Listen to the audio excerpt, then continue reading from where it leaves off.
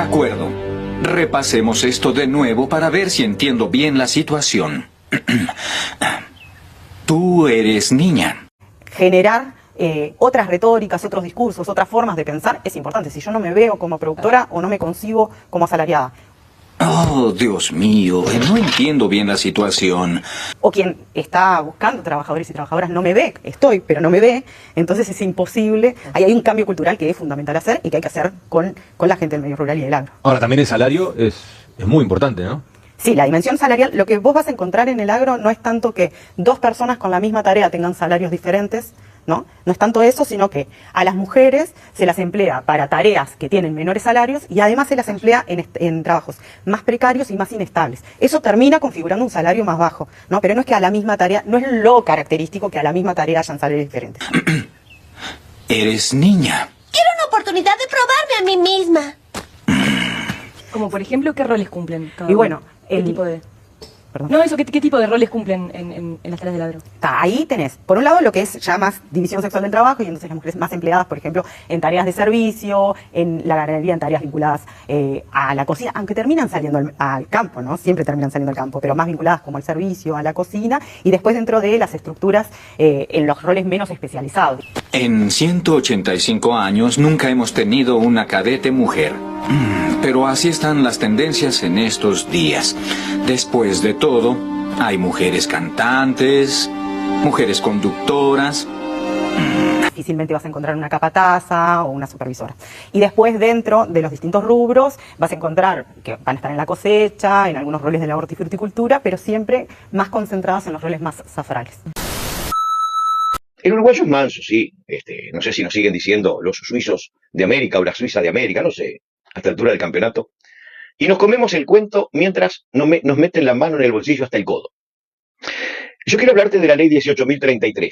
Esta norma que fue aprobada para otorgar jubilaciones y pensiones especiales llamadas reparatorias a personas que fueron presas, exiliadas por motivos políticos durante la pasada dictadura militar. Ya no es solamente una injusticia, señores. Es una escupida en la cara de cada viejo que dejó la vida en la construcción, que dejó su vida en la fábrica o arando el campo. Es la consagración a la avivada al monumento al acomodo.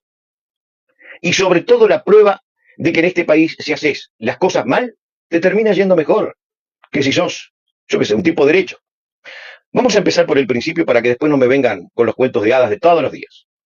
Allá por el año 2006, cuando el Frente Amplio se sentó por primera vez en el sillón de los que mandan, se aprobó esta ley, con el argumento de una supuesta reparación histórica, diciendo que el Estado debía compensar económicamente a quienes, según ellos, habían sido víctimas de persecución política entre 1973 y 1985. Pero lo primero que hicieron, en los hechos, fue pasarle la factura justamente al pueblo, a vos, para pagarles el retiro a sus amigos. Porque vamos a decirlo sin vuelta, señores, esa ley de reparación terminó siendo un sueldo de privilegio para una casta que decidió que la democracia no servía y que el camino era el plomo. Y ojo, señores, que acá no te lo vendan con moño. Te hablan de derechos humanos, te hablan de persecución y de exilio, pero se olvidan de un detallecito que es un elefante en un bazar. Muchos de esos reparados son los mismos que antes del 73, cuando todavía había elecciones y la Constitución funcionaba, andaban secuestrando gente, robando bancos, pegándole tiros a los milicos y a los canas que estaban cumpliendo su función. Es que si te pones a mirar el recibo de sueldo de un jubilado real, de esos que no tienen ni siquiera un solo amigo en el Palacio Legislativo, yo te voy a decir que te dan ganas de llorar. Estamos hablando de abuelos que hoy, después de haber dejado el lomo en la construcción, como te dije antes, o en la salud, yo qué sé, en las fábricas que existían antes, están cobrando lo mínimo. Menos de 18.000 pesos algunos, 18 y poquito otro. Estos viejos son los que hoy tienen que elegir si compran un kilo de carne para el domingo o si pagan el ajuste, yo qué sé, de la mutualista, la luz, Antel, OCE que te subieron. Son los que tiran el fideo hasta que se vuelve transparente, señores, y los que cuando llega el invierno se tapan con 3 frazadas. Porque prender la estufa o el aire acondicionado en el Uruguay es un lujo, que se pueden dar muy pocos. Esa es la realidad del Uruguay de a pie. El Uruguay que no sale de los folletos del Frente Amplio, ni en las propagandas de la reparación, señores. El dinero público, los contratos coimeros, la deshonestidad, en la administración mueve miles de millones de dólares. Los costos que los malos y criminales contratos que se han celebrado han tenido para el Uruguay han sido cuantiosos, en miles de millones de dólares. Quiero ser claro, miles de millones de dólares. Bien, ejemplo, el contrato más criminal, más sanguinario, más ventepatria, desde la independencia masónicamente acordada hasta el día de la fecha, contrato masónico además, contrato ROV-UPM, que me cansé de denunciarlo. Bien, ahora bien, por diferentes motivos, un porcentaje importante de la opinión pública se ha concentrado en el tema de los privilegios de los políticos como el tema trascendente. Yo diría que obsesivo. Bien, vamos a abordar ese tema. Los integrantes de la casta política, los integrantes del gobierno y muchos funcionarios públicos de jerarquía, efectivamente tenemos, hablo en primera persona del plural, me incluyo, tenemos situaciones privilegiadas exorbitantes. No los veo en las redes, hidrógeno verde, Pfizer, Puerto, UPM, prospección sísmica, Cardama, la patrullera, no los veo. Y ni que hablar cuando uno empieza a profundizar, porque esos son los que toman el Estado público. Cuando uno empieza a hacer pedidos de informe y se da cuenta del nivel de corrupción brutal, de los robos brutales que sufre el pueblo uruguayo. Entonces yo entiendo y confieso, vuelvo a repetir, que hay privilegios de la casta política que deben ser recortados. Vamos a presentar los proyectos de ley, bueno, ya hicimos algunas presentaciones. En el 2026 nos comprometemos a atacar ese tema, abiertamente. Ahora, nos gustaría que el mismo que está preocupado por el tema de los sueldos, de las vacaciones, de la suplencia, que todo tiene razón, de los viajes, que conste que no hicimos ningún viaje oficial. Viaje a Punta Cana con mi señora, mi cuñada, mi concuñado, gatillado por mí. Ustedes dirán, sí, por el sueldo de político, sí, que lógico, sí, pero ni siquiera eso. Pagó mi señora. Pero los viajes, miren que yo ya dije que el Palacio Legislativo es el Travel Palacio, es el Palacio de los viajes y viajes y viajes. Porque yo soy hace muchísimos años funcionaria del Instituto de Regulación del Cannabis, entonces he vivido y he venido trabajando en este proceso desde casi los inicios. Soy, como digo con algunos compañeros, soy parte del mobiliario. Quiero hacer algunas precisiones, y es el uso de la palabra turistas, nosotros preferimos no hacerlo, porque no es solamente a los turistas, es a las personas no residentes en el país.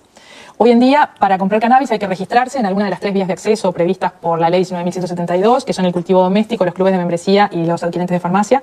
Y para registrarse hay que tener un domicilio fijo acá, es uno de los requisitos para registrarse. Y por lo tanto, las personas no residentes, sean turistas, sean que vienen a trabajar, o sean uruguayos que viven en otro país y vienen a ver a sus familiares, no lo pueden hacer por en una dirección. Ah, perfecto. Entonces, personas no residentes, sacar la palabra bien. turistas, porque en realidad lo que se busca, o lo que se podría llegar a buscar, esto está estudiado del Poder Ejecutivo, no es algo que el IRCA pueda decidir tampoco, eso está bueno también aclarar. El IRCA es el instituto que regula y que implementa las decisiones del Poder Legislativo y del Poder Ejecutivo, pero no es quien define la política pública del cannabis. ¿Cuál es la realidad, más allá del objetivo de incluir? Porque además hay lógica en este planteo, ¿no? Es la cobertura, digamos, universal de las personas que pueden utilizar cannabis, que son los mayores de 18 años, según nuestra ley, que poder darle cobertura a todas las personas en el territorio nacional para que todas las personas tengan los mismos derechos en el territorio nacional. Entonces, esa podría ser la justificación. Porque, ¿qué es lo que pasa? Acá, cuando una persona no residente viene al Uruguay y quiere conseguir cannabis o cualquier otra sustancia, claramente la consigue. ¿Quién no consigue? Quien quiere comprar cannabis, está registrado o no está registrado, lo consigue. Y bueno, lo que se busca o lo que se buscaría con una medida de estas características es que acceda al cannabis por las vías reguladas. Hoy en día el mercado del cannabis está cubierto el 40% de todos los usuarios regulares. Con esta medida estaríamos llegando a más personas, porque usar cannabis por cualquiera de las 3 vías reguladas es mucho más seguro que usar cannabis ilegal, por decirlo de alguna manera. ¿Tenemos que ser caros por la escala? Mira, súper interesante la pregunta. Me parece que hay un componente importante de eso, pero hay un componente importante, es como, no lo digo yo en particular, pero como si querés barrer bajo la alfombra problemas que no querés tener políticos, ¿tá? Es verdad que países chicos son caros que porque es un problema de escala grande, y una parte eso de que dijimos que nadie debe instalarse por Uruguay, ¿entendés? Por ser Uruguay. Entonces hay muchas cosas que tenés como escala chica y sos caro por tener escala chica. Eso está. Ahora, tenés la energía más cara de la región, tenés la nafta carísima, el gasoil carísimo, tenés la electricidad carísima, y eso son cosas. Hay una parte que es en ANCAP, son ineficiencias, y en UTE es otra parte que es recaudación. Entonces, si vos mirás, no sé, SEG Ingeniería, no sé si lo seguís, te siguen los números de energía, y son carísimos. Y todo eso, o sea, arrancás, prendés la luz de la oficina, y ya estás 10% abajo, ¿entendés? O sea, estás compitiendo. Ahora, perdóname. No sé, entonces, sí. Hay una cuestión, como te decía, una cuestión fuerte de escala, que eso es cierto, pero hay cosas, con eso de eso no puedes hacer nada, no puedes decir vamos a ser más grandes, pero sí puedes decir, mira, deja de recaudar con la UTE. El costo de la energía que paga hoy la UTE es bajísimo y podría ser más bajo si no hubieran hecho contratos propios con sus propios aerogeneradores y eso, pero bueno, lo que paga UTE es muy barato por el mega y lo vende carísimo. Y eso, una parte es que, bueno, que no funciona muy bien el mercado entre privados de energía, y eso, ya te digo, eso es como todo el mundo lo usa y eso te encarece todo al mismo tiempo. No. El hombre. Ahora, lo que estas apariciones públicas que hace es una mojada de oreja a las autoridades que lo están buscando, ¿no? Que aparece donde quiere y cuando quiere, en cualquier medio de prensa. Sonriente, aparentemente tranquilo, o la procesión irá por dentro, no lo sé. Pero deja en falsa escuadra a las autoridades de diversos países que requieren su presencia y no pueden dar con su paradero. Después la discusión de la causa penal, si es justo o no es justo, como estuvo el doctor Moratori los otros días acá en el piso y nos da un panorama un poco más por dentro de la causa, es otra discusión esa. Lo que sí está claro, que parecería ser solo voluntad de Marcet someterse o no a la justicia, porque está requerido hace un tiempo largo ya y hasta ahora no han sido infructuosas las chances de poder someterlo a un proceso judicial. Entonces lo veo más como una mojada de oreja y muy hábil en declarar, ¿no? El dinero lo hice antes, ya pagué, por lo que tengo, como deslindándose de cualquier otro eventual ilícito que se pudiera atribuirle.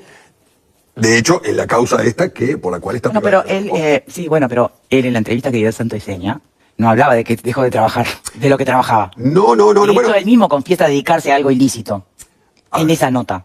Después sale en un video con armas y una banda criminal atrás. Digo criminal porque en realidad, ¿por qué andarías armado hasta el No, está claro. Entonces, es verdad que que por lo que se le acusa es lo que hay que buscar las pruebas. Pero por eso te digo, es muy raro, vuelvo al principio. Son hábiles declaraciones, es una mojada de oreja a las autoridades que lo están buscando. Yo me muevo por toda Sudamérica como quiero. Hay personas del gobierno, de la policía, de todos los países involucradas, que de hecho dio nombre, ¿no? En su momento del jefe de la brigada de narcóticos de Paraguay, era de Bolivia, ahí que sigue un tema. Y a su vez me dicen, yo ya estoy quieto y tranquilo acá, ¿no? Yo el dinero que hice anteriormente no me atribuye a ninguna otra causa, y de hecho esta nueva que me están atribuyendo, que no tengo absolutamente nada que ver, mucho menos mi señor. Él negoció eso en Paraguay, lo negoció acá en Uruguay también. Esa posibilidad. La calle Pou había articulado como salida de la sequía el proyecto Neptuno.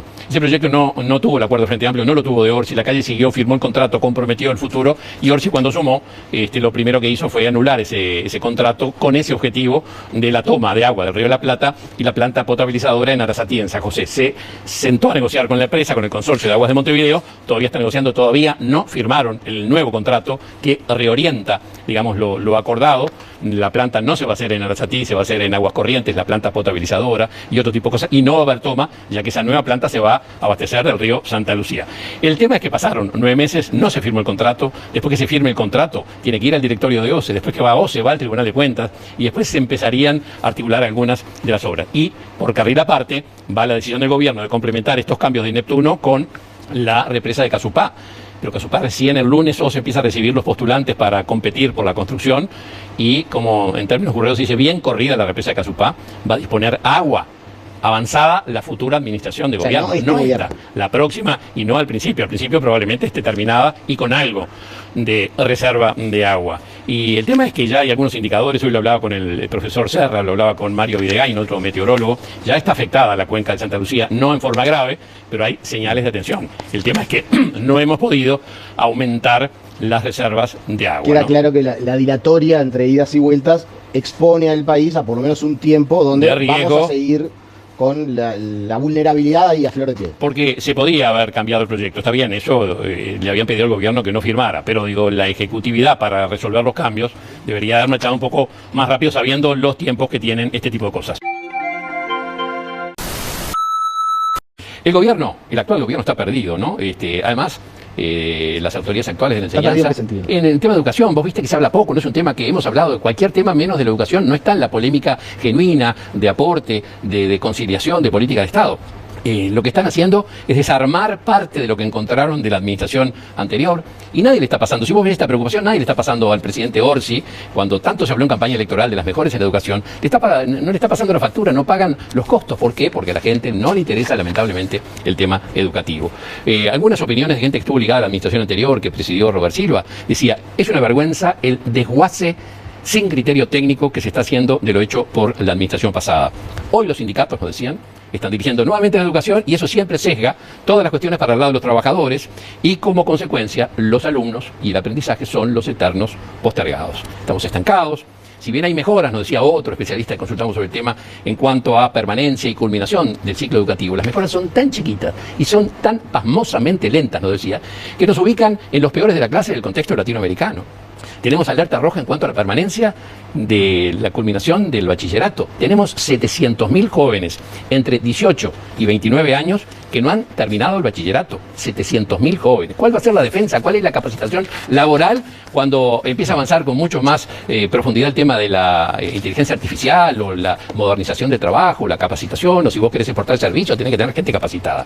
Los problemas de la violencia que se están filtrando a las escuelas son señales de que el sistema político hoy no está generando políticas de Estado en referencia a este tema. La educación sigue siendo un botón político, un territorio en disputa, no hay búsqueda de acuerdos entre el sistema político y entre las fuerzas sociales.